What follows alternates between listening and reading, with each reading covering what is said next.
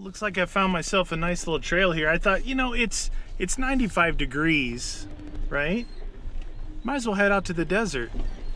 This is a nice, good looking trail. Looks like it's got some promise. A little more aggressive than my standard issue ones.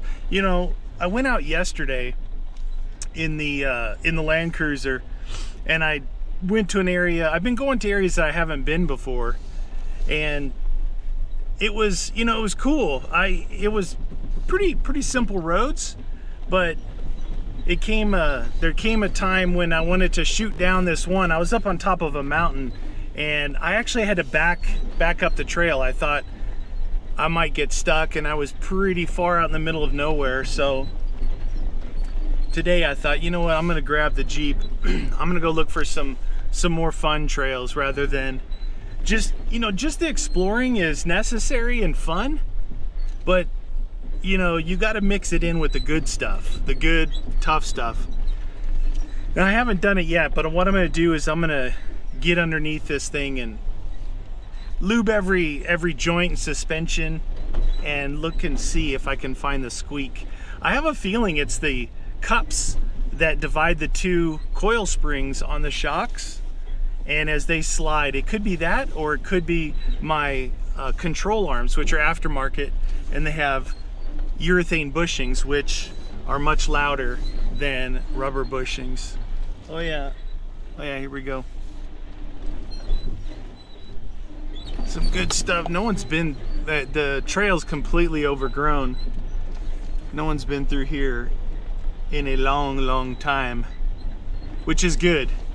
I like to find the trails that people don't frequent. One, obviously, maybe the reason they don't frequent is because it's difficult. Two, it's very, oh yeah, okay, so this is about the width of me, not my truck, and these are thorn bushes.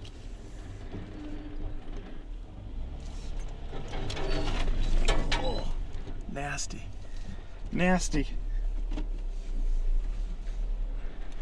This is a good track.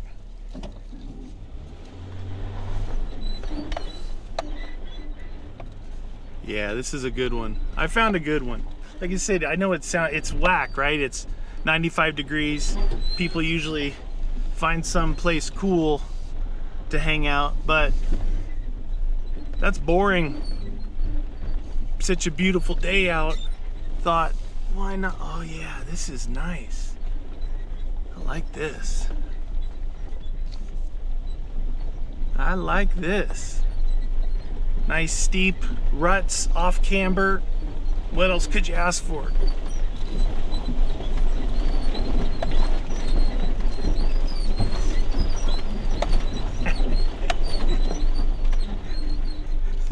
There's no reason to go slow, right? There's no reason to go slow. There's a lot of different ways you can actually tackle tougher tracks. There's the slow go, rock crawl, don't spin your wheels method, and there is the pin it to win it method. Is this actually a track? Well, I thought this section here deserved a little voiceover, so I'm gonna let some raw footage run. I really just wanted to play around in this rut section. It kind of ran up, and right where the camera is, there's like a 4 or 5 foot deep rut that I couldn't pass. There was no way around it, no way through it. But something happened here. And I think you guys will be able to hear it if I'm not bumping my gums while it's happening. Anyway, you can see, just to let you guys know, get a little wheel slippage here. What do you do when you get wheel slippage? Chuck in some lockers. So you should hear the air compressor kick on. And then I got lockers. So, perspective. These are 37-inch tires. So cameras don't usually do it justice on scale of the rut. Pretty big rut. 37-inch tires, you can see they look small. But pretty good articulation. If you look at the right front tires all the way up into the fender, the other one is all the way down. And then I get into a situation here where the front is fully articulated and the back is fully articulated. But something happened, and I heard this god-awful noise way worse than tire rub, and I knew it was worse. When I rolled back, I could hear it, so I had to get out, take a look at it, because I knew that something was whack. You may be able to hear it a little bit when I back up, but there was some weird, crazy grinding sound. And coming up here, you'll see that when I back up and change camera angles, I find a drive shaft boot laying on the ground right here where I'm at. And I thought, you may see it real quick. Look under the Jeep. You'll see a little shot here. Right when I pull up, you can barely see something hanging there, just barely. But what happened was, and I didn't know this till later on, right there you can see something hanging down where the drive shaft was. But I show the drive shaft boot here. It's laying by my front tire. Kind of staring at it for a second. And what happened was, I had such articulation, my drive shaft rubbed on one of the skid plates underneath my Jeep and tore the boot off.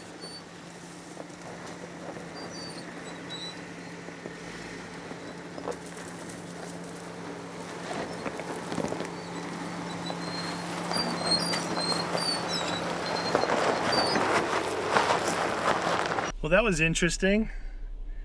I wanted to go up there farther, but one, I walked the trail and it dead ends into massive bush. And there's no place to turn around. The other thing was, there was a rut. It's not even a rut. It was about up to my chest when I stood down in it, and it would definitely flip the Jeep over. There was no way to straddle it, because it was so off camber that when you try to straddle it, you would slide down in there. I actually slid in there because I don't have my boots on. I have my tennis shoes. So I went to turn around, and I don't know if it's when I went up and out the side or back through, but one of the time I tore my drive shaft boot off for the second time. Last time I did it, I was rock crawling a dry riverbed up in the crazy area, this little it's called Smiley Canyon, and I had a rock that was a little bit closer than where my wheels were, and I tore the boot. Here, man, it ripped it clean off. So I don't know what I did. If I must have, I don't know. Hopefully I didn't bend anything. I'll have to replace that boot again. And I had to unlock my fronts so I could actually drive. I mean, actually steer. This is a pretty cool trail, but unfortunately it doesn't go anywhere. It just stops up there. So if there was a place to turn around, I could work my way through it and then work my way back out of it. Would be fun.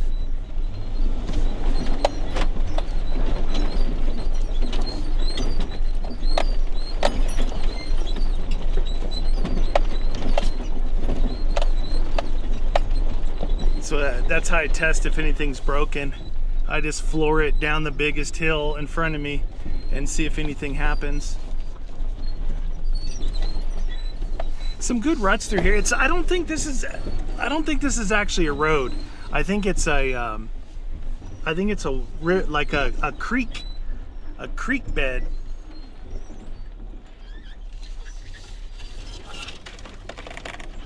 Those thorny bushes, man. Thornies. It's hot. It's really, I'm sweating after that one. Sweating like a meatloaf. Well, I'm heading up a part of the Great Western Trail here that starts in I don't know if you'd call it a town. There's a few houses around, I think. It's called Cherry is the name of this, and it's a few miles off the 17 north. The Great Western Trail crosses over the 17, which is the freeway that runs from Phoenix to Flagstaff.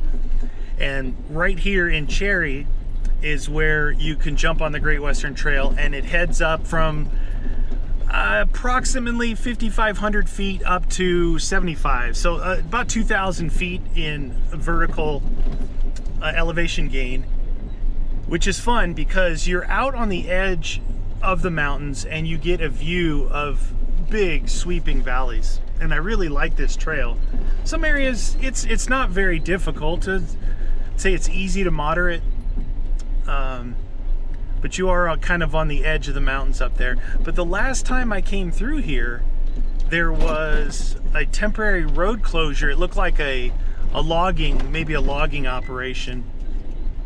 So since I was fairly close to it, I figured I'd cruise through here and see if that was just a temporary closure or if it's still closed, which it's been, wow, it's been a couple of months, I would say. So right around the corner here was where the road was closed. I'm making my first little washout crossing, and the things aren't there, so it looks like it's going to be open. Cool. Yeah, I had to turn around right here at this intersection. So this is the Great Western Trail. It's interesting because I've done, I think 3 or 4 times I went, to Google this, and I don't see a ton of information. Now, I didn't spend that much time looking, but usually something pops up like a wiki or something, and you can follow it. I think I need to do a little bit more research on that because I really like this trail. I've hit it in multiple different areas for a couple hundred miles north to south, and it's really, really neat trail. I'd like to get some more information, see just how far it goes, maybe do a really long adventure on it, because some of the areas I hit some pretty rough patches, and then other areas are like this. They're unmaintained forest roads, but this isn't bad here. I think enough people drive through here that it stays pretty good. Not a lot of down trees or bushes. Yeah, so the river runs right there. I'm right along the edge here. My right hand side is all the river.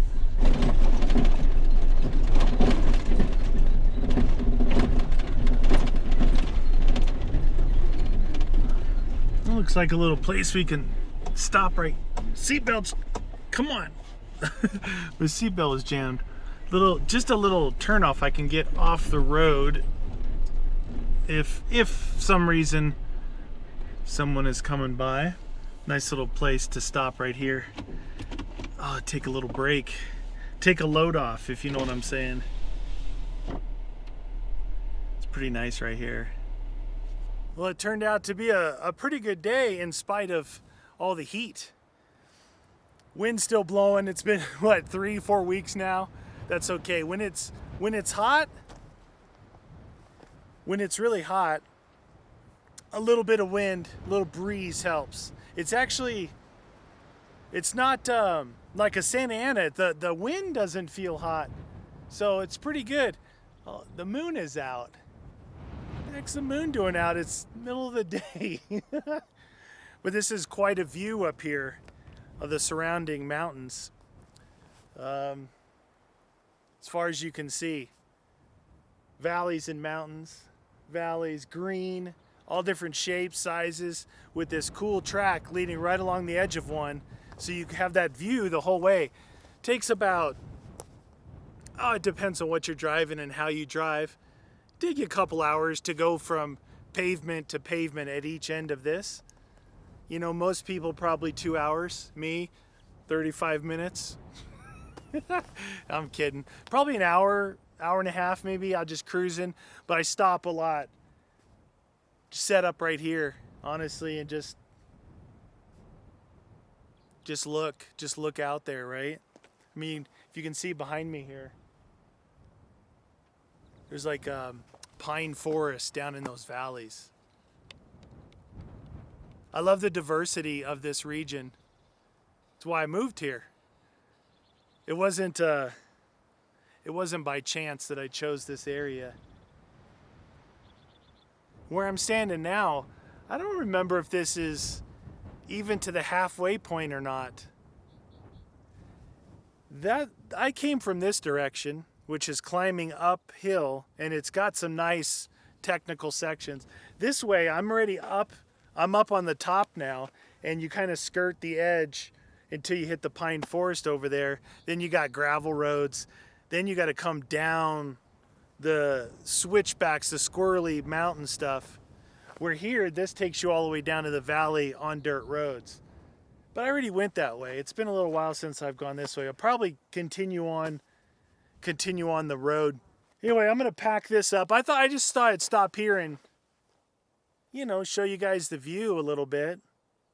I've been here before. I think I've taken a picture of this area here before. It's the only area in a long way on this track, because it's on the side of a mountain that has it's not even a pullout, because it goes down to some cactus and drops off again. But so I've stopped here one other time. If it was a little bit flatter, I couldn't set up the awning because of the wind, but if it was a little bit flatter, I probably could have some lunch up here. If you find one of those days when there's no wind, this would be a really, really neat area. It's almost 4:30 now. Been on this road for a bit. I guess I stopped back there and I just sit out there and look at all the views forever.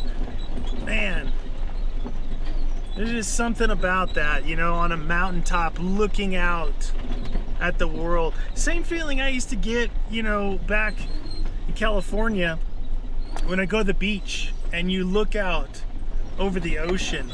I think it's the vastness of it, right? Or a big flat desert. It's just something you can see for a long way to the horizon. Something about that vastness. It makes you feel really small, you know, you feel really small. I like that. I like that. You don't always get that, you know, in your day-to-day life. Going to the store, going to work, going to school, just sitting in traffic. There's the intangibles of going out, outdoors, adventuring, overlanding, off-roading, cruising your favorite place. It doesn't matter where you go.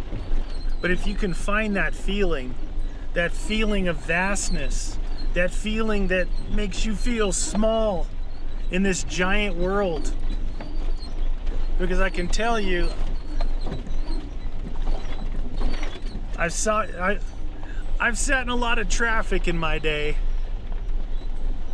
and just 5 minutes up here looking out will cure 20 years of ridiculousness of life. You know, it's amazing that you know, we're born, we get taught, some of us get taught how to act in society. Then we go to school and we get taught different things nowadays. Then you're told, okay, you got to work 5 days a week out of 7.